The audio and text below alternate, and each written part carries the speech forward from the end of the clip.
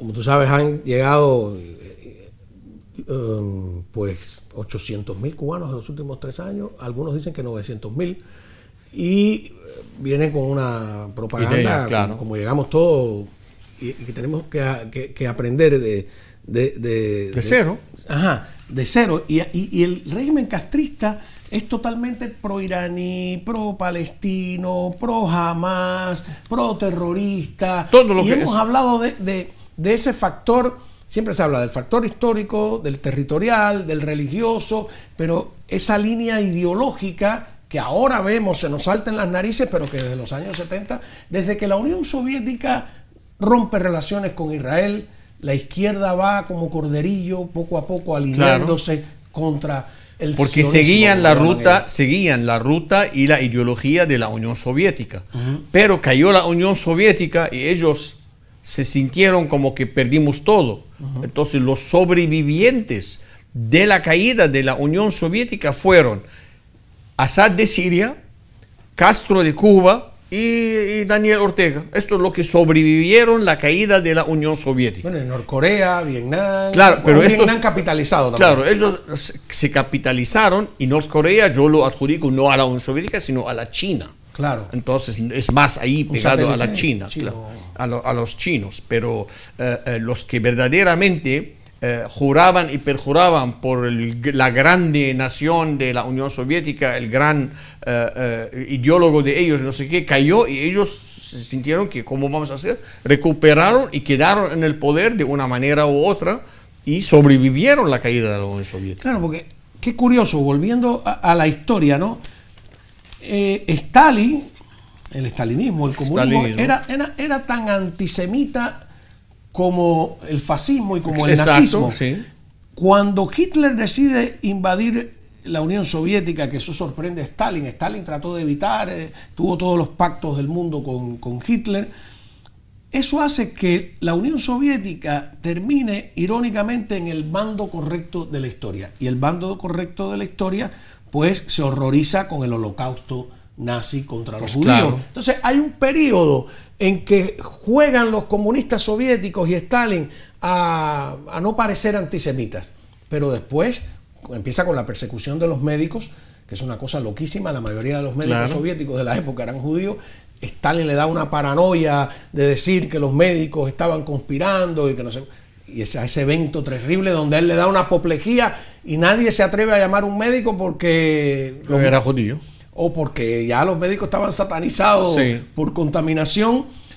Y entonces la verdad es que empieza, primero son expulsados, muchos se van, y la Unión Soviética rompe relaciones con Israel. Y entra ese factor ideológico que mucha gente ha ignorado y que nosotros en muchos programas hemos tocado, y es el que yo veo en las universidades de acá. Claro. Es la izquierda fervorosa. Siguen con esta mentalidad como que si verdaderamente... Sin entender nada, además. No, porque es que tú le dices... escuché por casualidad en California ahora una entrevista con un americano, pero de origen latino, y está diciendo que no, el comunismo, pero no el comunismo de la Unión Soviética, de los primeros años. ¿De qué estás hablando? Lenin era terrible. Hablando? Es que la gente idiota habla de cosas que no tienen sentido, pero la escuchan otras, pero dicen, viste que tiene la razón. Sí, pero, porque hay la idea de que hay un comunismo bueno. Claro, ¿dónde? Incluso hay gente que te dice, bueno, lo que pasa es que los que han llevado a la práctica el comunismo, los gobiernos que se han erigido en nombre del comunismo, los partidos comunistas que han llegado al poder, no se han apegado al texto. ¿Cuál es el texto? No, el Capital, el manifiesto. Nada. Es que el texto es peor. Claro. Mientras más apegados han estado a los textos, peor han sido. Así te lo digo yo y te lo dicen todos los cubanos que vivimos en nuestra época, que nos daban ahí obligados. El marxismo es un error del intelecto. Además de que es un error del intelecto, es un pretexto servido en bandeja de plata para los déspotas. Para la idea de que hay una clase superior. La idea de que hay un partido único que es el que rige al resto de la sociedad. La idea de que hay unas clases explotadoras y otras explotadas, y que son irreconciliables esas contradicciones. Pura filosofía, no tiene nada, no hay ningún sentido barata, en la práctica. De borracho, de bar de mala muerte, claro, ¿no? Eso. Y además Carlos Marx usaba ese lenguaje hegeliano, enredado, no sé cuánto. No hay historia más aburrida que El Capital y menos entendible, por mucho que se trate. Yo digo que hay un Carlos malo, que es Carlos Marx, y hay un Carlos bueno, que es Karl Popper. Lamentablemente, como Karl Popper, nadie ha llegado al poder en nombre de sus ideas. Yo le recomiendo a todo el mundo el libro La sociedad abierta y sus enemigos. Es así este gordo, pero se lee como una novela con claridad y transparencia. El Capital no hay quien se lo dispare, porque es una sarta de estupideces. Es una naturaleza del ser humano. No, pero además, si tú dices decir que ellos son una teoría científica, que descubrió las leyes de la historia como si fueran las leyes de Newton, y que ellos pueden predecir hacia dónde va la humanidad, es como que ellos tienen las cartas. Y pueden predecir el futuro. Ya eso es una falacia terrible. Decir que hay una clase superior, que es la clase obrera, es tan discriminatorio como decir que hay una raza superior. Y decir además que un partido solo es el que debe regir los destinos de un pueblo, pues es absolutamente antidemocrático. Tú sabes, la manera fácil para que la gente escucha ese discurso no es el discurso per se, no, es lo que ellos usan para decir, mira al tipo, el dueño de la tienda que es rico y no sé qué, este hizo el dinero.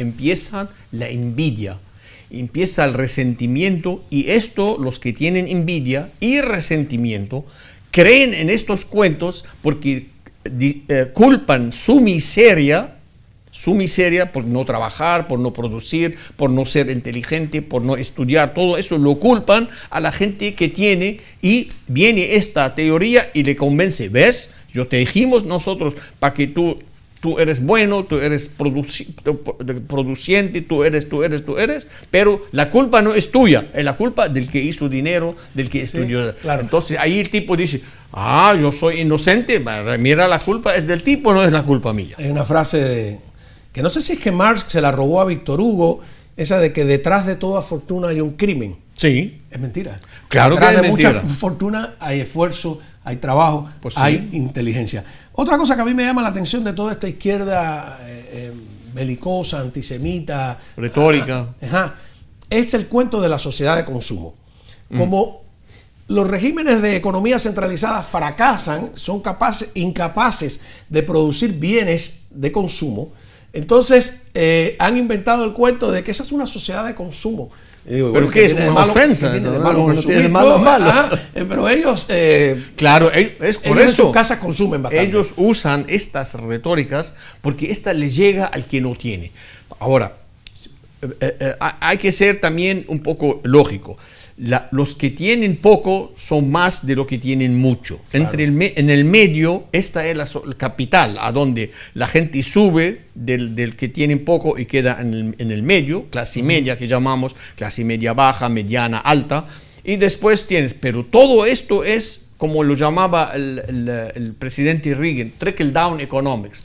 Porque si este tipo rico no invierte, no abre, no construye, no sé qué, ese del medio tampoco puede rentar, producir, trabajar, para que haga trabajar a los demás.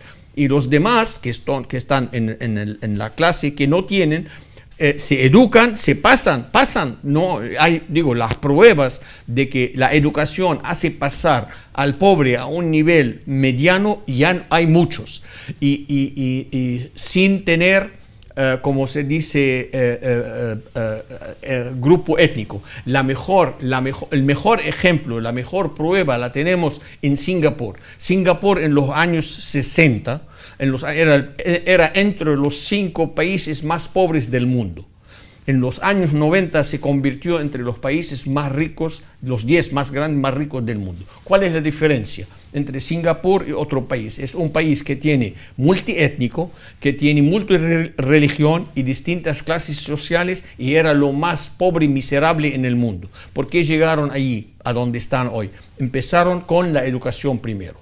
Después saltaron a la vivienda. Lee Kuan Yew, que se llama el papá o el padre de Singapur, hizo un plan por 30 años.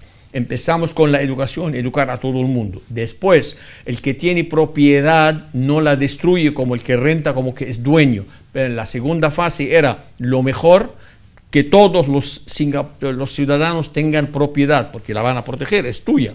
Le van a ayudar a eso. Y después empezó la industria agrícola. Bajar la industria agrícola, empezar con la mecánica, después de la mecánica a la tecnológica y después de la tecnológica a la espacial, que están ahora en la cima del mundo. Es un ejemplar para cualquier sociedad de pasar de una clase miserable a una clase alta, porque todos los ciudadanos de Singapur son clase media alta para arriba, no tienen pobres. Claro, tú sabes que me recuerdas cuando hablas de eso, de la ciudad de Toledo con Alfonso X el Sabio. Alfonso X el Sabio, no por gusto le apodaron así, hizo que convivieran cristianos, musulmanes y judíos. Y además, como empezó a traducir del árabe gran parte de la literatura, del avance que tenía, del conocimiento de las matemáticas, claro, etcétera. Fue un oasis de convivencia que lamentablemente se pierde por el fanatismo religioso.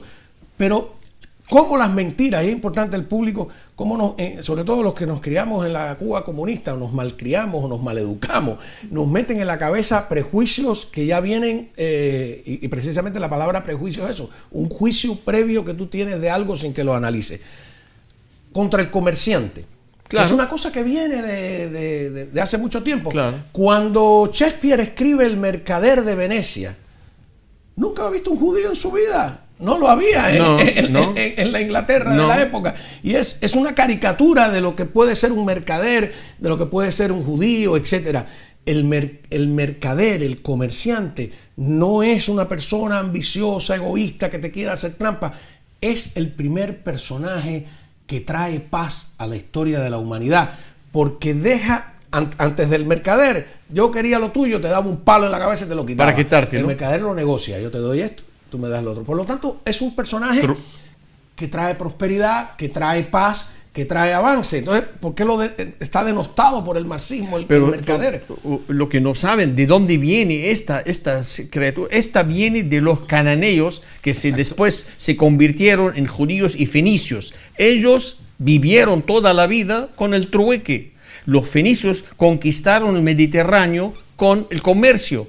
Llevaban, es más, daban crédito aquel tiempo. Llevaban, te dejo tantas jarras de aceite de olivo, te dejo tantas cosas, no sé qué. Cuando vuelvo el viaje próximo, me preparas tanto. Y venían así. Esta fue cuando vinieron los judíos con Moisés de Egipto, cruzaron, ellos conquistaron allí la tierra, porque había tribus y había eso que para establecer. Cuando llegaron a la frontera libanesa, los libaneses dijeron a los fenicios, aquel tiempo no había libanesas, los fenicios dicen, ¿para qué quieres los fenicios que vienen?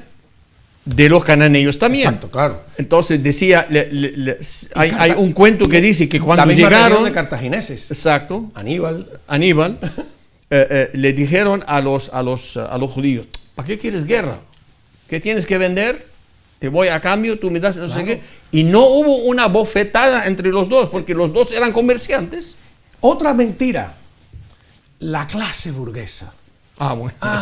El capitalismo crea desigualdades, ¿no? El capitalismo es el único sistema de la historia que ha extendido las clases medias. Así es. Y que ha sido, además, donde hay más movilidad social, donde una persona de repente... Movilidad social para arriba. Claro, ¿no? Antes, si tú no eras aristócrata, no tenías sangre azul, tenías nada. Pues no eras conde o marqués, era muy difícil ascender.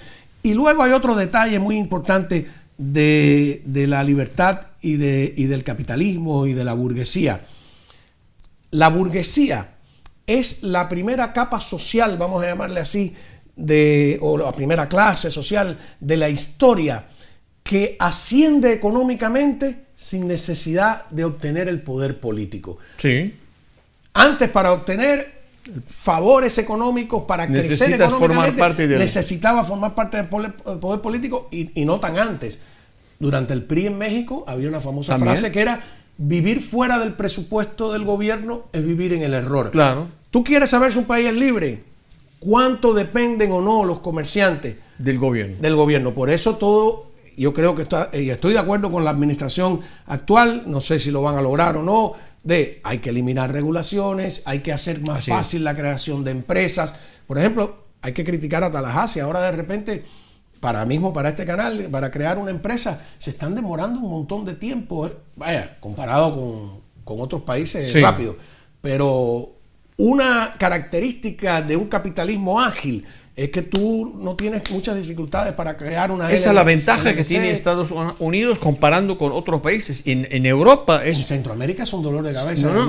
En Europa es un nightmare, una pesadilla. También, ¿no? En Francia yo tengo mi primo hermano que es contador público ahí. Cuando le pregunto una vez cuánto lleva tiempo para instalar una corporación, una LLC, de 6 meses para arriba. Así, le digo, oye, lo hago en 5 minutos en la computadora desde Francia. Yo me estoy quejando en el día de hoy. Mira, estamos, como tú sabes, y te agradezco que hayas venido cuando todavía estamos montando, pero es que los acontecimientos se han adelantado, es un lujo tenerte aquí. Gracias. Y nos gustaría pues hacerlo con más frecuencia. No sé, ¿te gusta cómo va el estudio? Me gusta el layout, me gusta el logo, Kao Live. Está en relieve, no se ve todavía, hay que ponerle algo para que se vea que está separado de la pared. Y tenemos que poner aquí unas cámaras para que te veas de frente. Claro, o aquí. Porque estamos en un... Parece como la... Estoy aquí de costado. Egipcios somos, pero está bien, ¿no? No importa. Ajá, qué bien. Y entonces... ¿Estás optimista, pesimista? Porque la administración Trump, claro, sabíamos de antemano de yo termino la guerra en 2 días, que todo eso. ¿Se arregla o se empeora la situación del Medio Oriente lo que queda de gobierno de Trump? Lo de Irán depende si el ayatollah quiere ir suicida o no. Si quiere ir suicida, empieza a dar órdenes, tírale a Qatar, tírale a Emiratos, tírale a la base americana acá, no sé qué, ir suicida, porque sabe que le van a caer los americanos para borrarlos del mapa. Ahora, pero Trump no es militarista. No. Y eso lo saben todos. Pero si lo provocas, es militarista. Entonces, lo que va a hacer Trump, por eso, hasta el día de hoy... ahora no lo ha sido. Todavía le está diciendo... Lo ha sido nada más de manera, ¿cómo se dice ahora? Quirúrgica. ¿No? Pero le está invitando todavía a los iraníes que vengan a solucionar eso pacíficamente. Hay quien cree que Trump... ¿En qué sentido? Con Irán. No. Todavía él no cambió el discurso. Irán no puede tener bomba nuclear, quiere decir que no puede enriquecer uranio, y esto no se ha movido, ni derecha ni izquierda con él. Lo que sí está haciendo él, lo que pasa es que los iraníes desde el principio dijeron, si la negociación se trata de desmantelar el programa nuclear, no la queremos, pero nadie va a aceptar con ellos. Y la posición fuerte del presidente Trump es que los europeos y Rusia están a bordo también. Tampoco ellos quieren, ni la China ni la Rusia quieren que Irán tenga un arma nuclear. Quieren un jugador menos en este club, no quieren uno de más, y menos un loco en el club. Entonces, ¿y el peligro de contaminación? No, por eso yo no creo que Israel, no creo que van a bombardear las centrífugas. Van a quedar a las instalaciones de arriba, todo eso que hay, pero no, si llega a explotar algún depósito de uranio, va a ser una crisis eso, porque las radiaciones van a ir por todos lados. Pero Rafael Grossi, que es el director de la energía atómica de las Naciones Unidas, él dijo una cosa que es rara, que el peligro era controlable. Yo no entendí bien eso. No, es que acuérdate que la agencia esa no son todos de la derecha, hay muchos de la izquierda también.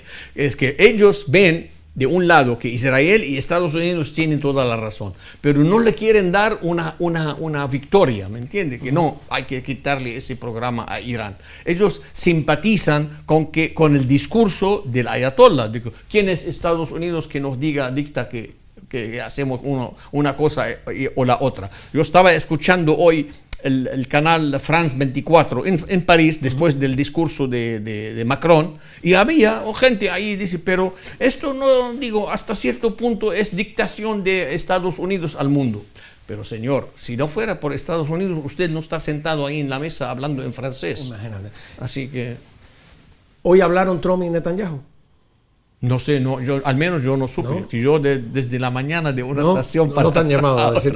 No me han dado. Oye, No me han ¿hizo dicho. bien Obama a última hora de su segundo mandato en aflojarle todas las tuercas que le aflojó a Irán? No, ¿sabe qué pasa? Que el señor Obama, quizás el acuerdo nuclear que hizo podría haber sido mejor, podrían haberlo mejorado aquel tiempo, pero estaba tan desesperado por firmar algo, que sea eso o lo otro, que, por ejemplo, dejó los dos temas que eran también importantes aquel tiempo. Primero era el desarrollo de los misiles balísticos y después la intervención iraní en la región de los proxies de Irán. No mencionó estos dos. De lo contrario, había una investigación avanzada de la DEA bajo el nombre de Cassandra y habían arrestado a tipos que trabajan con Irán, que trabajan con Hezbollah, que trabajan con los carteles de México, de Colombia y de Venezuela. Estaban arrestados. Un trabajo de 3 años de la DEA para firmar el contrato fue ofrecerle a Irán cerrar las investigaciones. Y por último, en términos militares concretos,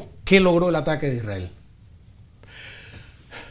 Vamos a hacer mínimo y máximo. Okay. Lo mínimo que logró es que se frizó el desarrollo de los misiles balísticos y del enriquecimiento de uranio. Esto se congeló, no se desmanteló, se congeló.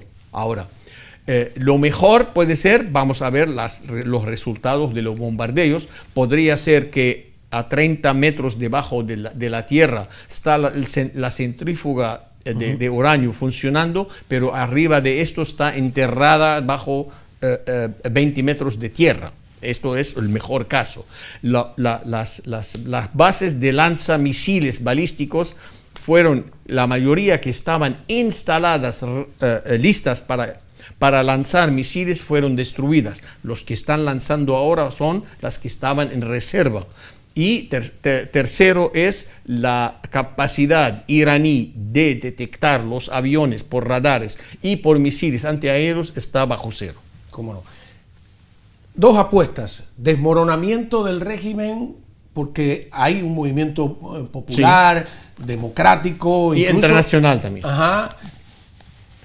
O intervención militar. ¿Cuál de Yo las creo el mejor escenario sería que caiga el gobierno y que haya una solución pacífica, porque cualquiera que viene después va a terminar con este tema. ¿No han aprendido estos regímenes a sobrevivir a todas esas eventualidades? Sí, por eso digo, el mejor escenario sería caer el gobierno de los ayatollah y que caiga en manos de alguien, aunque sea un ayatollah, pero al menos quiere pacificar la solución. Y el peor de los casos sería que se vuelva loco el liderazgo iraní y bombardea a ciegas a todo y le caen encima al mundo entero. Por último, ¿qué pasa con el fanatismo musulmán en África Negra, Nigeria, por ejemplo? ¿No se le presta mucha atención? Esto es malo porque los musulmanes cometen crímenes y nadie defiende a los cristianos, porque Nigeria tiene más de 100 millones de personas, está a mitad casi. Yo creo que tienen 200 casi. Sí, pero está dividido el país en 40, 60 o 45, 55, la mayoría de 55 es musulmana. El problema que tenemos es que se atacan los cristianos, nadie defiende a los cristianos. Tú insultas en Zimbabue a un musulmán, el mundo musulmán entero se para en contra tuyo. Esto se debe de ajustar a nivel mundial porque esto perjudica las civilizaciones, no por ser cristianos, porque los cristianos representan cierta civilización que los musulmanes radicales no la reconocen. Por eso hay que quizás educar a la gente más, educar a los medios de comunicación, que tú puedes hablar de un asalto a una comunidad musulmana como que es islamofobia, pero ellos sí matan a 100 tipos en Nigeria en un masacre y raptan a las mujeres y las violan. Es un incidente Sí, ahora se ha puesto de moda esa palabra de incidente. Incidente. Hubo 50 muertos en un incidente. Bueno, ¿cómo claro. un incidente? Sí. Yo me tomé el trabajo de buscar la palabra en el diccionario porque a mí un incidente es un detalle al margen del hecho principal. Claro. Por eso te dicen cuando interrumpen una reunión, una incidental. Claro. Una cosa al mar, ¿no? Ahora se puso de moda la palabra, todo es un incidente. Claro, para bajarle del valor de lo que está pasando, para no darle importancia. Pero no es un incidente cuando entra una facción a ¿cómo se llama? Un pueblito ahí en el norte de Nigeria, matan a 100, a 50, a 80, se llevan las niñas, las violan y después la venden ahí por ¿cómo se llama? Por kilo, por casi.